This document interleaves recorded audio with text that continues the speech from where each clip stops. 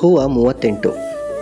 ಕೆಲವರಿರುತ್ತಾರೆ, ನಾವು ಅವರಿಗೆ ತೀರಾ ಅನಿವಾರ್ಯ ಎಂಬಂತೆ ನಂಬಿಸಿರುತ್ತಾರೆ. ದುರ್ಬಲ ಮನಸ್ಸಿನವರು ವಿಪರೀತ ಭಾವುಕತೆಗೆ ಒಳಗಾಗಿ ನಾನು ಅವರ ಸರ್ವಸ್ವ ಎನ್ನುವ ಭ್ರಮೆಗೆ ಬಿದ್ದು ಕಳೆದುಕೊಳ್ಳುತ್ತಾರೆ, ಹೈರಾಣಾಗುತ್ತಾರೆ.